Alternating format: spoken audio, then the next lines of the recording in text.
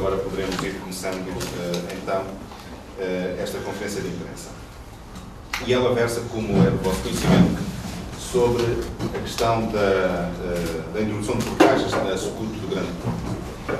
E antes de mais, convém aqui termos desde já a nota do que estamos a tratar. O que se trata na SCUT. Portanto, estamos a falar de uma autoestrada sem custos para o utilizador. E este modelo de autoestrada sem custos para o utilizador foi criado há cerca de 13 anos com um objetivo muito concreto. Qual era? O objetivo de se procurar fazer a coesão do território através da discriminação positiva das zonas do país mais desfavorecidas. Ou seja, entendia o Estado, através do Governo, que havia regiões do país mais desfavorecidas onde fazia sentido que as portagens, que as autoestradas não fossem portajadas. Mais tarde, viemos, no fundo, a conhecer os critérios através dos quais essa discriminação positiva era feita. Quais são eles? São três, essencialmente. É, desde logo, o índice de disparidade do PIB per capita regional, ou seja, segundo este critério, deverão ser discriminadas positivamente as concessões SCUT em que o PIB per capita das regiões servidas da sua área de influência seja inferior a 80% da média nacional. O segundo critério, que também é de conhecimento público, tem a ver com o índice de poder de compra conseguido, ou seja, entende este critério que deverão ser discriminadas positivamente as concessões que estarão colocadas nas regiões onde este índice de poder de compra conseguido seja inferior a 90% da média nacional. E depois há o terceiro critério, que tem a ver com o tempo de percurso nas vias alternativas. Ou seja, parte do princípio de que existem, em primeiro lugar, vias alternativas, que o Estado tem vias alternativas para estas autoestradas não portajadas e que o tempo que demora entre os pontos mais longos destes dois percursos é mais 1,3 vezes do que aquele que demora pela SCUT. Ou seja, se demorasse 100 minutos, teria de demorar pelo menos 230 minutos. É isto que quer dizer. Portanto, o que nós queremos dizer, desde já, é que não temos objeções de fundo a apresentar em relação a estes critérios. Achamos que podiam ser outros, eventualmente, mas são critérios que definem com objetividade aquilo que se pode considerar, com justiça, o princípio da discriminação positiva em relação a determinadas regiões. Onde é que, então, nós não concordamos? O que é que nos faz mover no sentido de procurarmos demonstrar que esta região, em concreto, a região onde nos inserimos, deveria ser discriminada positivamente neste particular contexto? Desde logo porque se o critério existe para favorecer, discriminar positivamente as regiões mais desfavorecidas, bom, eu penso que é de conhecimento público que a NUD 3 do Tâmega, onde nós nos inserimos, é, segundo os dados estatísticos que são permanentemente dados a conhecer, aquela que tem esses índices mais baixos no país. Ou seja, é aquela mais deprimida, segundo o estudo do professor Daniel Bessa, quando estudou as áreas deprimidas do país. É aquela que tem os índices de poder de compra e os índices de PIB per capita regional mais baixos do país.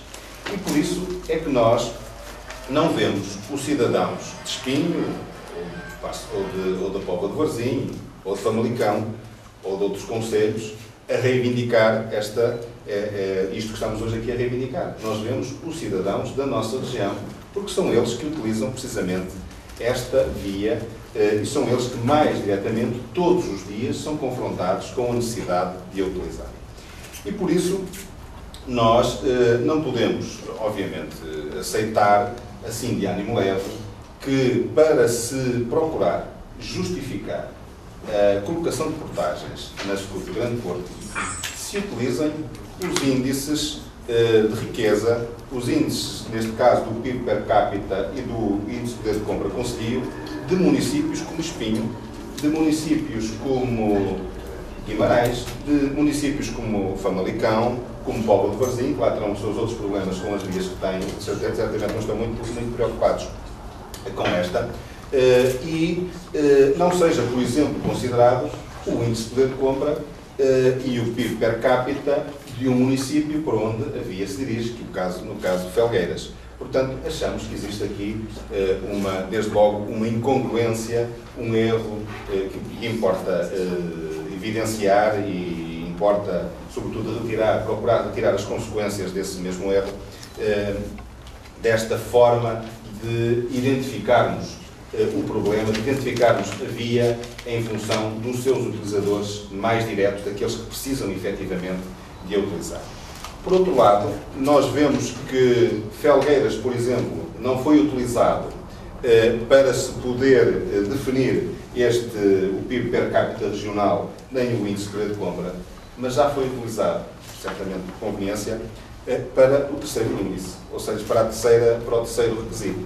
Quando vamos ver o tempo de percurso nas vias alternativas, já aí se colocou o Porto a Felgueiras. Portanto, Felgueiras aí, certamente porque interessava, já foi introduzido como um município que interessava fazer, de facto, para quem interessava fazer o estudo. Portanto, há aqui estas incongruências, desde logo, que importa aqui referir, que importa sublinhar, para demonstrarmos que não podemos aceitar, como dizíamos, no fundo, a forma como os estudos feitos pelo Estado português, encomendados pelo Governo, procuraram ir de encontro aos critérios que estavam previamente definidos. Nós concordamos com os critérios, mas não concordamos depois com os resultados que foram encontrados para esses mesmos critérios, essencialmente pelas razões que aqui vimos a explicar. Por isso, perante estas circunstâncias, vamos tomar certamente algumas posições que certamente seriam evitadas se fosse cumprida, no fundo, as regras do jogo que nós estabelecemos em conjunto com o Governo. Ou seja, nós não aparecemos aqui hoje a fazer esta conferência de imprensa e a falar aos órgãos de comunicação social e por via deles ao país, porque nos lembramos, porque acordamos agora para o problema. Não, não é isso. Estamos a trabalhar neste dossiê há vários anos com o Governo. Tivemos uma reunião no dia 29 de maio de 2008, vai fazer 2 anos, com o membro do Governo que tutelava esta área, aqui da tutela, e nessa reunião ficou estabelecido que não seriam introduzidas portagens nesta SCUT do Grande Porto, sem primeiro discutirmos pessoalmente entre Governo e autarcas precisamente este tema que aqui estamos a tratar, a questão da conformidade dos dados com os critérios que estavam definidos. E, surpreendentemente, o que nós vimos foi que outras regiões conseguiram chegar à fala com o Governo e nós, apesar do compromisso assumido, apesar das insistências permanentes, quer por via da Associação de Municípios de Val de Sousa, da Comunidade Intermunicipal do Tâmega, dos municípios, cada um em particular, não conseguimos reunir, ao contrário do que estava estabelecido, do que foi assinado, do que foi comprometido pessoalmente, de olhos nos olhos, entre todos os intervenientes, não conseguimos, de facto,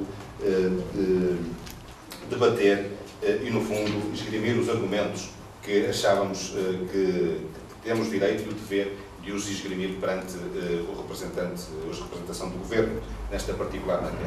E por isso não podemos deixar aqui de significar e de sublinhar a nossa indignação perante essa questão. E porquê? Porque nós, aqui no Val de Sousa, representamos 330.000 habitantes, na Comunidade Intermunicipal do Tâmega representamos 550.000 habitantes e cada um dos concelhos que esta região tem representa os habitantes que tem. E por isso merecemos, como portugueses, como portugueses que somos, pelo menos esta consideração de podermos esgrimir na fonte própria os argumentos temos o direito de esgrimir.